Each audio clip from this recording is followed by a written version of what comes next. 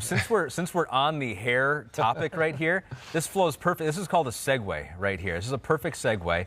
We're going to go right into Head and Shoulders that we do from time to time.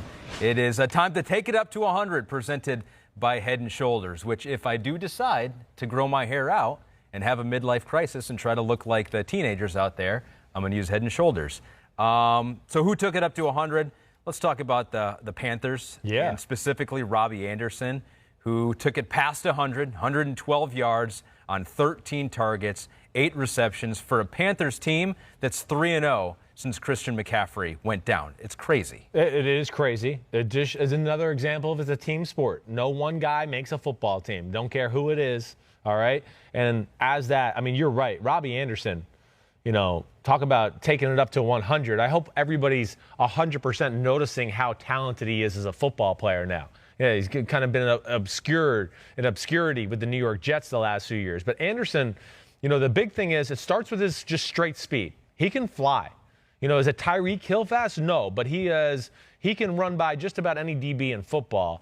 And then, has a similar skill set. And again, I'm not trying to say he's this guy, but always has reminded me a little bit of Marvin Harrison, right? Where that skinny, slight frame can beat you deep, but is a good route runner, can do all those things in the middle of the field, out of the slot, whatever it is that way. And then I'll tell you that's where it went to 100.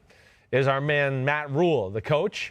Him for having the vision. One, he coached Robby Anderson in college at Temple. All right, so he didn't get worried about some of the off-the-field problems about Robby Anderson. Teddy Bridgewater had a relationship with Robby Anderson. The head coach realized it, and he went, wait, this kid's got talent. He can fit in our offense, let alone there's a little, chemistry between him and our quarterback. And I know what he's all about because I coached him. To me, that's Matt Rule has been phenomenal. So, yeah. Coach of the year so far. Coach of the year so far. Teddy Bridgewater, Robby Anderson, what they're doing. They're talented there. DJ Moore's really damn good too, but they definitely took it 100. Robby Anderson didn't sign until April 1st. That was a couple weeks after free agency opened up. And now he's third in the NFL behind DeAndre Hopkins and DK Metcalf with 489 yards receiving. And we should mention the Falcons fired their coach and their GM. Yes, well. A side note to this game, they're looking for new guys at the top of the organization. I'm not. Are you hearing something weird in your ear? No. No? Okay. You are. I am. I don't know what I'm hearing. But right. Either way, yes, just getting back to that whole Dan Quinn and I got crazy stuff going on in my ear. Hold on a second. This is once I started talking about the Falcons, stuff started to get dysfunctional here on set. Falcons, we knew this was going to happen, right? Yeah. We knew it was going to happen. Did we know it was going to happen this week or whatever? No, we didn't. But this was inevitable at this point.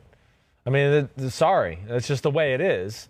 Rip the Band-Aid off, start the coaching search, start building, really. And I'm just going to be excited to see where this goes for the Atlanta Falcons. The team was poorly orchestrated the last few years. You've heard me say it. It's way too top-heavy.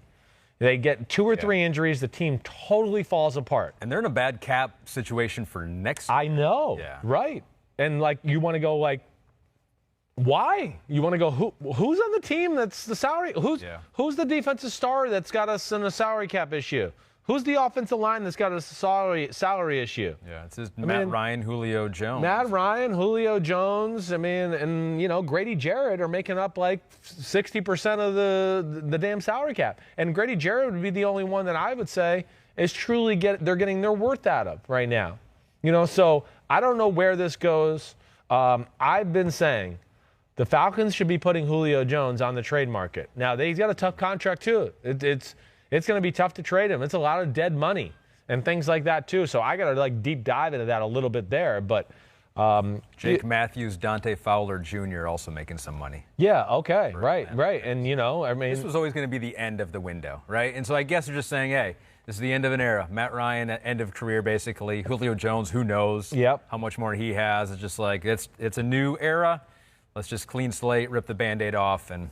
Yeah, I think so. They had a lot of success. They did. I think they went a few too many years. No, you're right. You're exactly right. They went a few too many years in the shelf life of this team, thinking we might be able to extend the life of this team. A little bit like Seattle did, at the end of the Legion of Boom, where you're just we want to hang on for one more year and be like, no, it's over. I know you got lots of great memories, but it's over. and it's over in Atlanta, and now they can move on. And if you're Atlanta next year, you're looking at the NFL draft. Are you taking a quarterback? Are you saying, you know what? We got rid of our GM, our head coach. You know, Matt Ryan, it's been a great career. Maybe a Hall of Fame career for him. It is. It's going to be borderline Hall of Fame career for him. But it's time for a new quarterback, a new era. Well, I mean, again, I don't think that's a crazy thought. Matt Ryan's still really good, still has a lot of good years left in him. That'll be something for that next regime to figure out where they want to go. Yeah. You know, they might want to do a Carolina Panthers, like, let's start fresh, get our guys in here, build our own culture, not have a, you know, what happens with guys like Matt Ryan or like Cam Newton sometimes when a new coach comes in, like they want to instill their old culture. But when you have like this old mainstay at quarterback who's the franchise, you try to placate him as much as you can. do, and then it brings back in the old culture into it a little bit, right? Yeah. And that's where it doesn't always work and mesh the right way. So we'll see where it goes. Matt Ryan's still really damn good, though. I'm not trying to, take anything away from that. All right, we took that way past 100 Yeah. at that time. That is Take It Up to 100, presented by Head & Shoulders, which is available at Walmart. So if I start growing out my hair, I'm going to use Head & Shoulders. Good. As always. Do it. Hi, I'm Mike Tirico, and thanks for watching. Make sure to hit subscribe for the latest news and highlights from NBC Sports.